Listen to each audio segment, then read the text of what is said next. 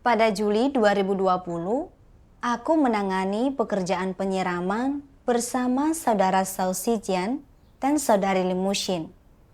Mereka baru mulai berlatih, jadi aku membantu mereka memahami prinsip serta membiasakan diri dengan pekerjaan secepat mungkin.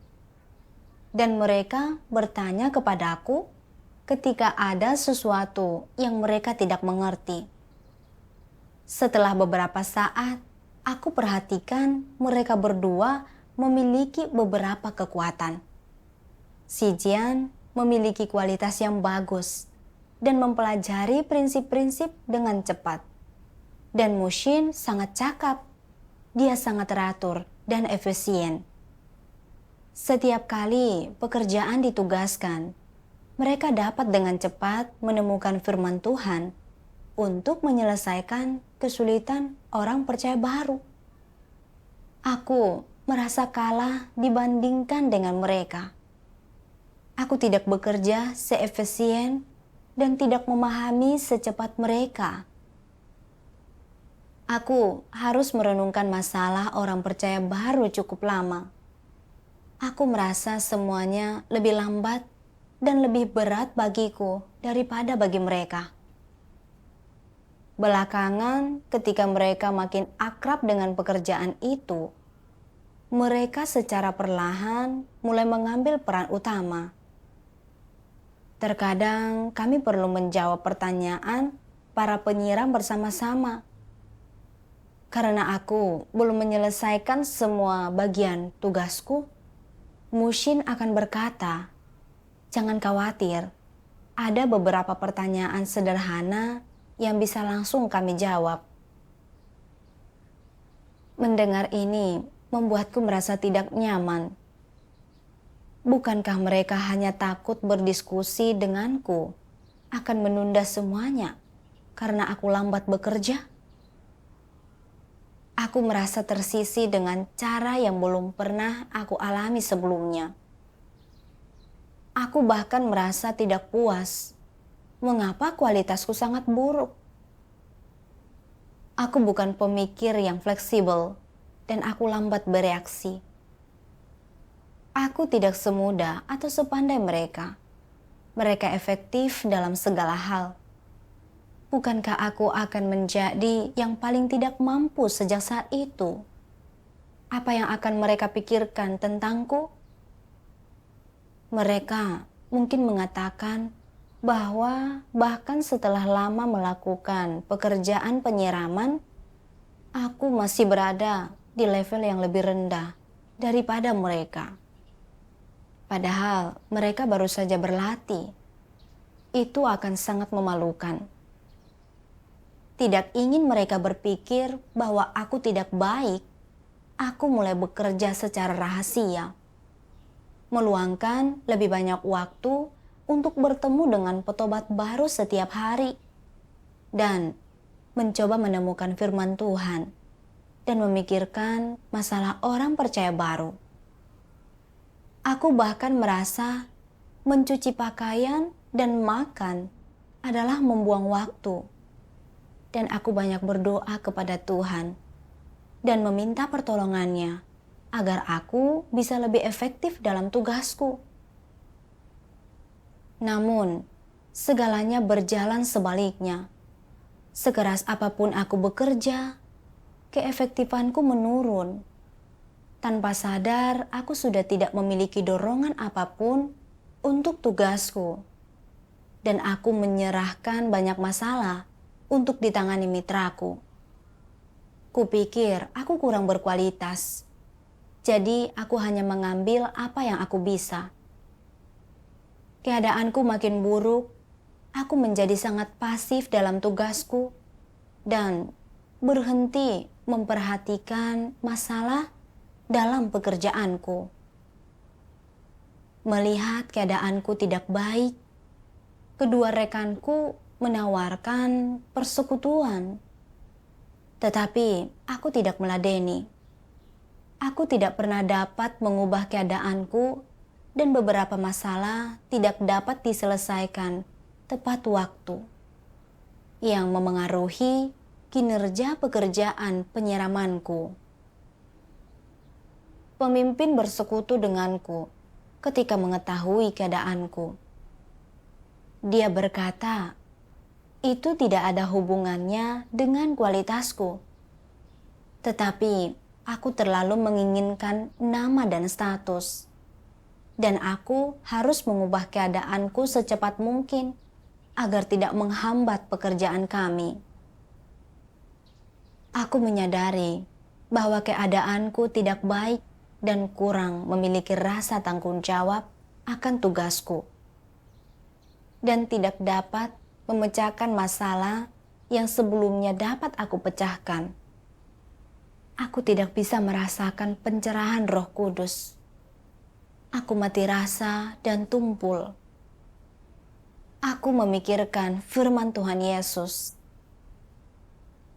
Karena barang siapa yang memiliki, kepada dia akan diberikan, dan dia akan memilikinya lebih melimpah.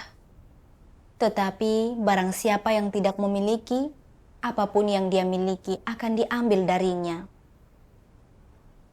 Aku pasti melakukan sesuatu yang tidak sesuai dengan kehendak Tuhan, maka dia menyembunyikan wajahnya dariku. Aku merasa agak takut dan berdoa, Tuhan, tugasku sangat berat dan aku tidak bisa merasakan bimbingan-Mu. Mohon cerahkan dan bimbing aku, dan izinkan aku untuk merenungi diri dan memahami masalahku, untuk mengubah keadaanku yang salah. Setelah itu, aku menemukan firman Tuhan untuk mengatasi keadaanku. Tuhan berfirman, Tuhan Yesus pernah berkata, karena barang siapa yang memiliki, kepada dia akan diberikan, dan dia akan memilikinya lebih melimpah. Tetapi barang siapa yang tidak memiliki, apapun yang dia miliki akan diambil darinya. Apa maksud dari perkataan ini? Maksudnya adalah, jika engkau bahkan tidak melaksanakan atau mendedikasikan dirimu pada tugas atau pekerjaanmu sendiri, Tuhan akan mengambil apa yang pernah menjadi milikmu. Apa maksudnya mengambil? Bagaimana rasanya sebagai manusia? Mungkin engkau gagal mencapai apa yang bisa kau capai dengan kualitas dan karuniamu, dan engkau tidak merasakan apapun, dan sama seperti orang tidak percaya. Itulah artinya mengalami segalanya diambil oleh Tuhan. Jika dalam tugas kau lalai, tak membayar harga, tak tulus, Tuhan akan mengambil apa yang pernah menjadi milikmu. Dia akan mengambil kembali hak untuk melaksanakan tugasmu. Dia tidak akan memberimu hak ini. Jika melakukan tugasmu selalu terasa tidak bermakna bagimu, jika engkau merasa sepertinya tidak ada yang harus dilakukan, dan engkau tidak mampu membuat dirimu berkontribusi, jika engkau tidak pernah dicerahkan, dan merasa dirimu tidak memiliki kecerdasan atau hikmat untuk melakukan tugas, ini adalah masalah. Ini menunjukkan bahwa engkau tidak memiliki motif yang benar atau jalan yang benar dalam melaksanakan tugasmu. Dan Tuhan tidak berkenan dan keadaanmu tidak normal. Engkau harus merenungkan, mengapa tidak ada jalan bagiku dalam melaksanakan tugasku? Aku telah mempelajarinya dan tugas itu termasuk dalam lingkup keahlianku. Aku bahkan ahli dalam melakukannya. Mengapa ketika mencoba menerapkan pengetahuanku, aku tak bisa?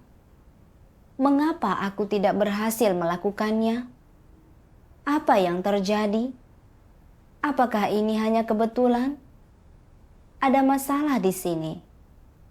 Ketika Tuhan memberkati seseorang, orang itu menjadi cerdas dan bijaksana, berpandangan jernih dalam segala hal, serta tajam, waspada, dan terutama terampil. Orang itu akan memiliki kemampuan untuk melakukan sesuatu dengan mudah dan baik dan terinspirasi dengan semua yang dilakukannya. Dan dia akan menganggap semua yang dilakukannya begitu mudah dan tidak ada kesulitan yang dapat menghalanginya.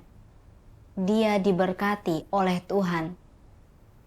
Jika seseorang mendapati segalanya terasa sangat sulit, dan dia merasa canggung, tak masuk akal, dan tidak mengerti apapun yang sedang dilakukannya, jika dia tidak memahami apapun yang dikatakan kepadanya, lalu apa artinya ini? Artinya orang itu tidak memiliki bimbingan Tuhan dan tidak memiliki berkat Tuhan. Ada orang-orang yang berkata, "Aku telah berupaya sebaik mungkin, jadi mengapa aku tidak melihat berkat Tuhan?" Jika engkau hanya berusaha keras dan mengerahkan segenap kemampuanmu, tetapi tidak berusaha untuk bertindak berdasarkan prinsip, berarti engkau sedang asal-asalan dalam tugasmu. Bagaimana mungkin engkau dapat melihat berkat Tuhan? Jika engkau selalu ceroboh dalam melaksanakan tugasmu dan tidak pernah teliti, engkau tidak akan dicerahkan atau diterangi oleh Roh Kudus, dan engkau tidak akan mendapatkan bimbingan Tuhan ataupun pekerjaannya. Dan pekerjaanmu itu tidak akan membuahkan hasil. Sangat sulit untuk melaksanakan tugas dengan baik atau menangani masalah dengan baik dengan mengandalkan kekuatan dan pengetahuan manusia. Semua orang mengira mereka memiliki beberapa pengetahuan, mengira mereka memiliki beberapa keterampilan, tetapi mereka melakukan segala sesuatu dengan buruk, dan segala sesuatunya selalu serba salah, menimbulkan komentar di mana-mana dan ditertawakan. Ini adalah masalah. Seseorang mungkin jelas tidak bisa apa-apa, tetapi menganggap dirinya memiliki keterampilan dan tidak mau tunduk kepada siapapun. Ini ada kaitannya dengan masalah dalam natur manusia. Aku merasa sedikit panik setelah membaca firman Tuhan. Semuanya terasa sulit dan melelahkan bagiku akhir-akhir ini. Aku tidak memperhatikan masalah dalam pekerjaanku, dan aku merasa tidak berdaya menghadapi masalah yang sebelumnya bisa kutangani. Ini karena aku terjebak dalam pemberontakan, dan Tuhan menyembunyikan wajahnya dariku. Aku menjadi mati rasa dan bodoh, tolol dan lamban. Aku sudah cukup lama menyirami orang percaya baru, dan aku memahami beberapa kebenaran penglihatan dan memahami beberapa prinsip. Masuk akal kalau seiring berjalannya waktu, aku seharusnya menjadi lebih baik dalam tugasku. Tapi aku justru makin buruk dalam hal itu. Aku tak bisa merasakan bimbingan Roh Kudus sama sekali. Dan sikapku terhadap tugas menjijikkan bagi Tuhan. Aku bisa melihat kebenaran dan kekudusan Tuhan dari firman-Nya. Jika Dia memberkati orang atau mengambil sesuatu, itu berdasarkan prinsip. Ketika orang mencurahkan hati pada tugas, ketika mereka mengerahkan segalanya untuk itu, dan motivasi mereka adalah untuk memuaskan Tuhan, mudah bagi mereka untuk mendapatkan pekerjaan Roh Kudus. Mereka memiliki wawasan dan dapat menemukan masalah dalam tugas. Mereka tahu cara menyelesaikan masalah. Mereka menjadi makin baik dalam tugas. Jika orang tidak tulus dalam tugas, mereka selalu memikirkan reputasi dan status. Mereka akan sulit untuk mendapatkan pekerjaan Roh Kudus. Kemudian, mereka menjadi mati rasa dan bodoh, dan tidak dapat menunjukkan kekuatan yang sebelumnya ada. Tidak mungkin bisa melakukan tugas dengan baik seperti itu. Aku merenungkan keadaanku pada waktu itu. Setelah mulai bekerja bersama dua mitraku, awalnya aku merasa terbeban dan bisa membantu mereka mempelajari pekerjaan itu secepat mungkin. Tetapi ketika aku mengetahui bahwa mereka maju dengan cepat dan lebih terampil daripada aku dalam segala hal, aku merasa terancam. Takut kehilangan peran utamaku, jadi aku mulai tersesat. Aku tidak ingin mereka melihat kekuranganku, jadi aku bekerja keras, lembur. Agar lebih efektif dalam menyerang, aku meluangkan lebih banyak waktu untuk berkumpul dengan orang percaya baru. Namun, sekeras apapun aku bekerja, berapapun harga yang kubayar, hasilnya tetap kurang dari mereka. Aku mengerahkan seluruh energi untuk bersaing dengan mitraku. Aku bahkan meminta pertolongan Tuhan agar lebih berhasil dalam pekerjaan dan menyelamatkan reputasiku. Aku sangat tidak masuk akal. Aku memanfaatkan Tuhan, menipunya. Apa itu bisa disebut melakukan tugas? Aku dipenuhi penyesalan dan berdoa kepada Tuhan. Ya Tuhan, aku mengejar nama dan status, tidak melakukan tugas dengan baik. Aku telah menjadi penghalang untuk pekerjaan penyiraman. Aku ingin bertobat kepadamu. Setelah itu, aku membaca satu bagian dari firman Tuhan yang sangat membantuku. Tuhan yang Maha Kuasa berfirman, "Apakah engkau mampu melaksanakan tugasmu dengan baik atau tidak? Itu tidak tergantung pada bakatmu, tingginya kualitasmu, kemanusiaanmu, kemampuanmu, atau keterampilanmu. Itu tergantung pada apakah engkau adalah orang yang menerima kebenaran atau tidak, dan apakah engkau mampu menerapkan kebenaran atau tidak. Jika engkau mampu menerapkan kebenaran dan memperlakukan orang lain dengan adil, engkau dapat mencapai kerjasama yang harmonis dengan orang lain. Kunci apakah orang mampu melaksanakan tugas mereka dengan baik dan mencapai kerjasama yang harmonis dengan orang lain, tergantung pada apakah mereka mampu menerima dan menaati kebenaran atau tidak. Kualitas, bakat, kemampuan, usia orang, dan lain-lain bukanlah hal yang utama. Semua itu adalah hal sekunder. Hal yang terpenting adalah, lihatlah apakah orang itu mencintai kebenaran atau tidak, dan apakah orang itu mampu menerapkan kebenaran atau tidak. Setelah mendengarkan khotbah, mereka yang mencintai kebenaran dan mampu menerapkan kebenaran akan mengakui bahwa semua itu benar. Dalam kehidupan nyata, ketika mereka bertemu dengan orang-orang, peristiwa, dan berbagai hal, mereka akan menerapkan kebenaran ini.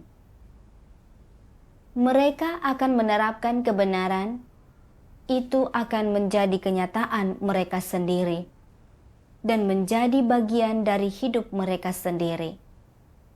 Itu akan menjadi pedoman dan prinsip yang mereka gunakan untuk berperilaku dan melakukan segala sesuatu. Itu akan menjadi apa yang mereka jalani dan perlihatkan. ketika mendengarkan khotbah, mereka yang tidak mencintai kebenaran juga akan mengakui bahwa semua itu benar dan mengira mereka telah memahami semuanya. Mereka telah menyimpan doktrin itu di dalam hati mereka, tetapi prinsip dan pedoman apa yang mereka gunakan untuk mempertimbangkan sesuatu ketika melakukannya? Mereka selalu mempertimbangkan segala sesuatu berdasarkan kepentingan mereka sendiri. Mereka tidak mempertimbangkan segala sesuatu dengan menggunakan kebenaran. Mereka takut bahwa menerapkan kebenaran akan menyebabkan mereka mengalami kerugian dan takut dikritik dan dipandang rendah oleh orang lain, takut kehilangan muka. Mereka terus-menerus mempertimbangkan, lalu akhirnya berpikir, "Aku hanya akan melindungi status, reputasi, dan kepentinganku. Inilah yang utama. Jika hal-hal ini tercapai, aku akan puas. Jika hal-hal ini tidak tercapai, aku tidak akan suka menerapkan kebenaran. Juga tidak akan menikmati jika harus menerapkannya." Apakah orang ini orang yang mencintai kebenaran? Sama sekali tidak. Aku belajar dari firman Tuhan bahwa melakukan tugas yang memadai bukan hanya soal kualitas, bakat, atau usia seseorang. Kuncinya adalah apakah mereka mencintai dan menerapkan kebenaran. Jika mereka tidak mencintai atau menerapkan kebenaran, tetapi hanya memikirkan reputasi dan status dalam perkataan dan perbuatan, tidak menjunjung tinggi pekerjaan gereja, setinggi apapun kualitas atau bakat mereka, akan kesulitan untuk melakukan tugas dengan baik. Namun, aku selalu berpikir bahwa seseorang dengan kualitas yang baik dan pemikiran yang fleksibel akan baik dalam tugas. Sementara mereka yang lebih tua dan kurang berkualitas tidak akan berhasil sekeras apapun mereka bekerja. Aku tidak memahami kebenaran, tetapi selalu memandang orang dan hal-hal melalui pemahamanku sendiri. Aku sangat tolol dan bodoh. Tuhan menganugerahkan setiap orang kualitas yang berbeda, bakat yang berbeda, dan Dia menuntut hal yang berbeda dari kita. Gereja mengatur kita untuk bekerja sama sehingga masing-masing kita dapat memainkan kekuatan dan menutupi kekurangan satu sama lain. Kemudian, kita bisa melakukan tugas bersama-sama dengan baik. Memiliki dua mitra dengan kualitas yang baik dapat meningkatkan efisiensi kerja kami. Kami dapat menyelesaikan masalah lebih cepat, dan pekerjaan kami tidak akan tertahan. Jika aku bisa melepaskan egoku dan belajar dari kekuatan orang lain, bukankah aku akan berkembang lebih cepat? Aku tidak memiliki kualitas mitraku, tetapi aku tidak terlalu kekurangan sehingga tidak bisa menyelesaikan pekerjaan. Ketika aku memiliki sikap yang benar, ketika aku siap berusaha melakukan tugas dan memperlakukannya dengan serius, aku dapat melihat masalah dengan lebih jelas dan menyelesaikannya dengan lebih cepat. Aku harus berhenti memikirkan untung rugi nama dan status pribadi. Setelah itu, aku berusaha melaksanakan tuntutan Tuhan, tidak lagi bersaing dengan mitraku, tetapi mencurahkan hatiku pada tugas. Keadaanku berangsur berubah seiring waktu dan hasil pekerjaanku meningkat. Aku Aku terkejut ketika masalah yang sama muncul untukku tak lama kemudian. Beberapa orang percaya baru yang baru saja menerima pekerjaan Tuhan di akhir zaman dipindahkan ke gereja kami. Aku dan si Cian bertugas menyirami mereka. Meskipun dia belum lama melakukan pekerjaan penyiraman, dia dapat menemukan firman Tuhan yang benar-benar cocok untuk menyelesaikan masalah mereka, dan persekutuannya sangat jelas. Aku dapat menyelesaikan beberapa masalah mereka, tetapi tidak dapat berkomunikasi sejelas dia. Para petobat baru lebih menikmati persekutuan si Cian daripada persekutuanku. Aku sangat iri. Si Cian berkembang begitu cepat setelah sebentar bekerja. Tetapi aku membutuhkan waktu bertahun-tahun untuk mencapai level itu. Aku sungguh merasa lebih rendah darinya. Ketika aku melihat orang memiliki masalah yang tidak mereka mengerti, dan mereka menemui si Cian untuk mengatasinya, aku sangat iri. Memiliki kualitas yang baik sungguh berbeda. Tidak hanya membuatnya dikagumi orang lain, tetapi dengan usaha yang kurang dalam tugas, dia mendapatkan hasil yang lebih baik. Jika aku memiliki kualitas seperti si Cian, mungkin semua orang akan mengagumiku juga. Tapi kualitasku kurang. Aku akan terjebak di level itu sekeras apapun aku bekerja. Aku sudah kehilangan motivasi untuk tugas sebelum menyadarinya.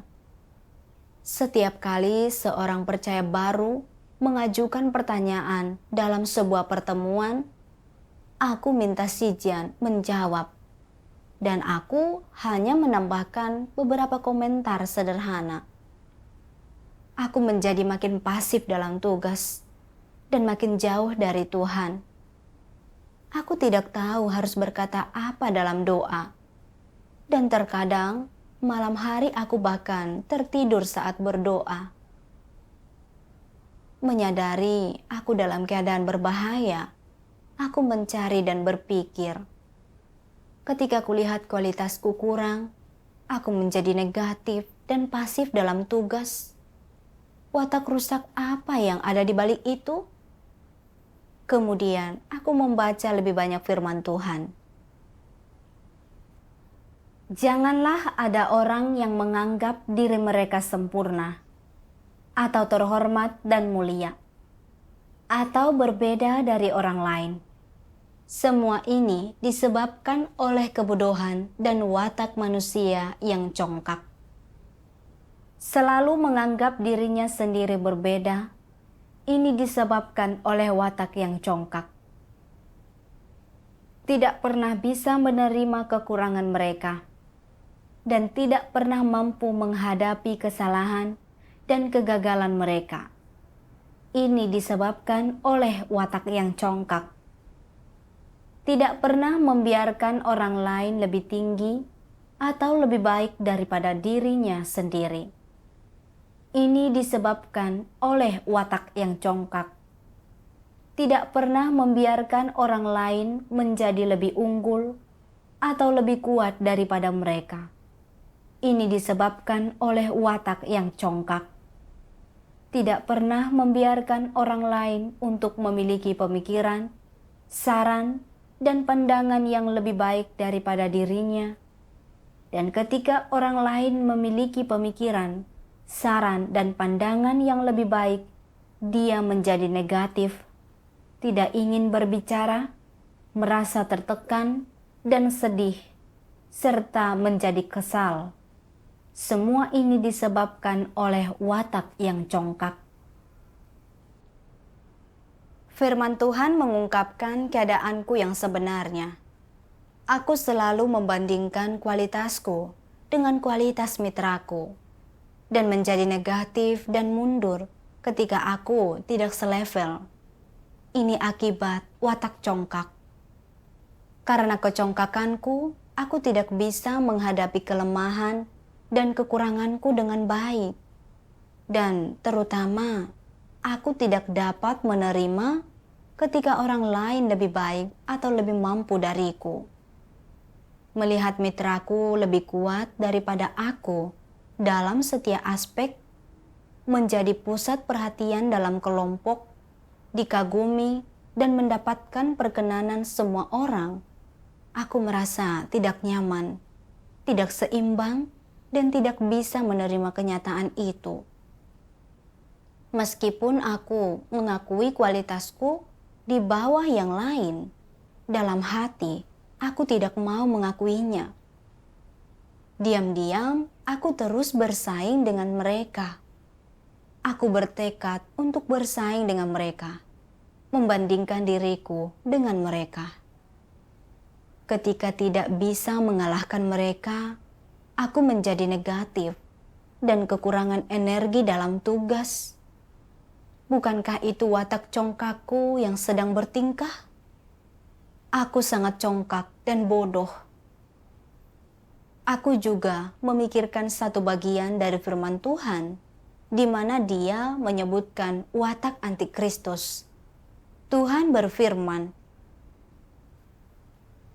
bagi antikristus, status dan gengsi adalah hidup dan tujuan mereka di sepanjang hidup. Dalam segala hal yang mereka lakukan, pertimbangan pertama mereka adalah apa yang akan terjadi dengan statusku dan apa yang akan terjadi dengan gengsiku.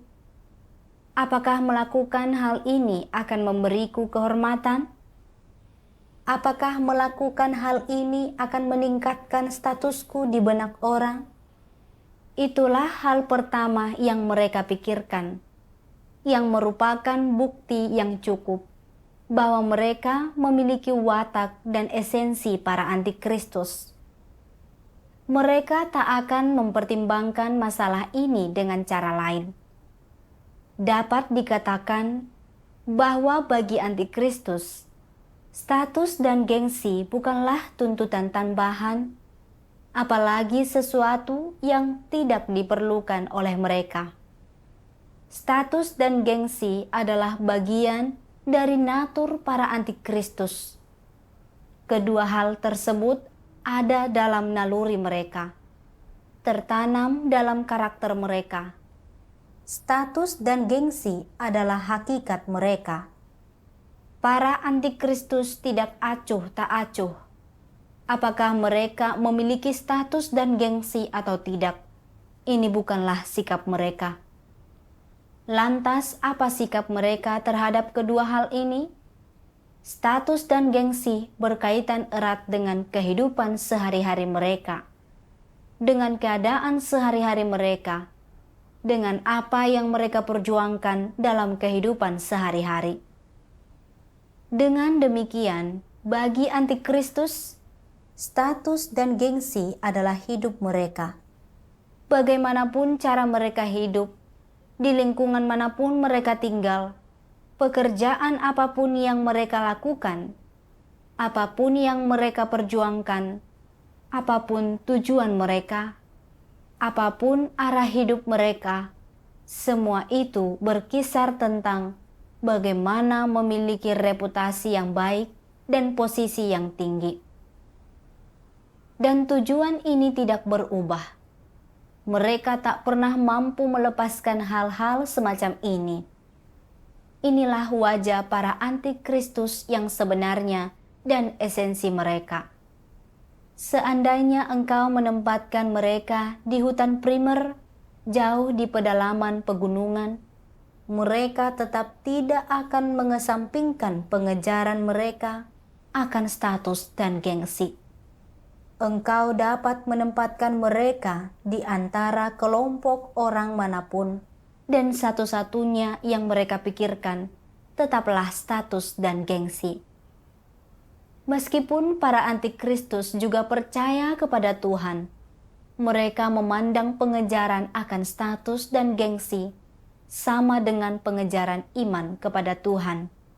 dan menganggapnya memiliki bobot yang sama.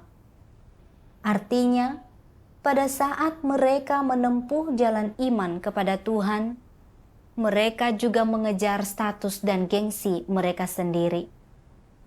Dapat dikatakan bahwa di dalam hati para antikristus, mereka percaya bahwa iman kepada Tuhan dan pengejaran akan kebenaran adalah pengejaran status dan gengsi.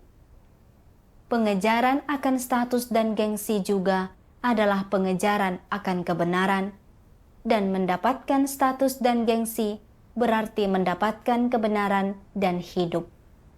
Jika mereka merasa bahwa mereka belum memiliki gengsi atau status, bahwa tak seorang pun mengagumi mereka, atau memuja mereka, atau mengikuti mereka, mereka merasa sangat frustasi. Mereka yakin tidak ada gunanya percaya kepada Tuhan. Itu tidak bernilai. Dan mereka berkata dalam hati, apakah kepercayaan kepada Tuhan seperti itu adalah sebuah kegagalan? Apakah itu sia-sia? Mereka sering kali memikirkan hal-hal semacam itu di dalam hatinya. Mereka memikirkan bagaimana mereka dapat memiliki kedudukan di rumah Tuhan. Bagaimana mereka dapat memiliki reputasi yang tinggi di gereja, sehingga orang-orang mendengarkan ketika mereka berbicara dan mendukung mereka ketika mereka bertindak dan mengikuti mereka kemanapun mereka pergi, agar mereka memiliki hak bicara di gereja, reputasi, sehingga mereka menikmati keuntungan dan memiliki status. Mereka seringkali merenungkan hal-hal semacam itu. Semua ini adalah hal-hal yang dikejar oleh orang semacam itu. Firman Tuhan yang mengungkapkan watak antikristus benar-benar tajam, sangat sulit bagiku. Pengejaran mereka atas nama dan status bukan hal yang sementara, tapi mendarah daging, pengejaran seumur hidup. Bagi mereka, status di atas segalanya, bahkan sama pentingnya dengan hidup mereka. Antikristus selalu ingin mendapatkan meja dan tidak mau berada di bawah orang lain. Mereka butuh hormat dan kekaguman dari orang untuk memiliki dorongan dalam tugas. Tanpa itu, mereka menjadi negatif dan mengendur, dan bahkan sama sekali kehilangan minat pada iman.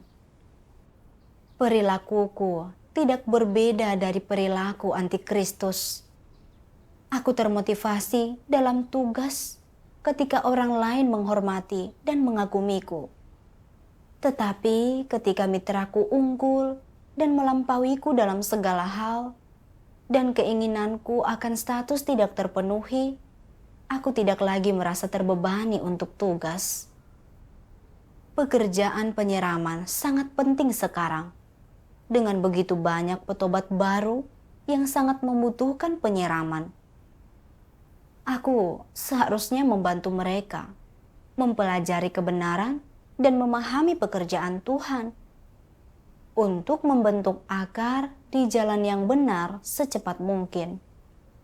Tapi aku tidak mencurahkan hatiku. Yang ada di hatiku hanyalah nama dan statusku. Dan aku menyerahkan semuanya kepada si Jian. Aku tidak melakukan tugas yang seharusnya aku lakukan. Aku tidak punya kemanusiaan sama sekali. Aku tidak merasa bersalah atau menyesal ketika tidak melakukan tugas dengan baik. Melihat reputasi atau statusku dirugikan sama menyakitkan dengan kehilangan nyawa. Aku menghitung untung rugi menjadi negatif dan lemah karenanya. Aku selalu berharap menjadi seperti si Jian dengan kualitas yang lebih baik, bahwa setiap orang akan bertanya kepadaku tentang hal-hal yang tidak mereka mengerti dan mencariku untuk berdiskusi agar aku menjadi pusat perhatian dalam kelompok. Itulah yang selalu ku kejar, apa yang ingin ku dapatkan. Aku berfokus membuat orang lain menghormatiku, mengagumiku. Pengejaran dan perspektif semacam itu sama dengan pengejaran dan perspektif antikristus, bukan? Karena aku berada di jalan yang salah dan kehilangan bimbingan Roh Kudus, aku tidak menyelesaikan tugas yang seharusnya aku selesaikan. Jadi, meskipun aku mendapatkan posisi yang lebih tinggi dan dikagumi semua orang, bukankah akhirnya aku akan diusir oleh Tuhan? Ketika menyadarinya, aku merasa agak takut. Aku melihat bahwa dengan mengejar status, aku berada di jalan yang melawan Tuhan. Aku ingin mengubah pengejaranku yang salah dan berhenti bersaing dengan orang lain. Aku ingin melakukan tugas yang seharusnya kulakukan. Setelah itu, aku mencari jalan penerapan. Aku memikirkan firman Tuhan ini. Apa yang harus orang lakukan agar dapat melaksanakan tugasnya dengan baik? Orang harus mulai melaksanakannya dengan segenap hati dan segenap kekuatannya. Menggunakan segenap hati dan kekuatan berarti selalu mencurahkan segenap pikiran dalam melaksanakan tugas mereka dan tidak membiarkan hal-hal lain menguasai pikiran mereka. Kemudian, menggunakan kekuatan yang dia miliki, mengerahkan segenap kekuatannya itu, dan memanfaatkan kualitas, karunia, kelebihan mereka, dan hal-hal yang mereka pahami untuk mengemban tugas itu. Jika engkau memahami, menerima, dan memiliki gagasan yang baik, engkau harus menyampaikannya kepada orang lain. Inilah yang dimaksud dengan bekerja sama secara harmonis. Dengan cara ini, engkau akan melaksanakan tugasmu dengan baik, dan engkau akan mendapatkan hasil memuaskan dalam pelaksanaan tugasmu.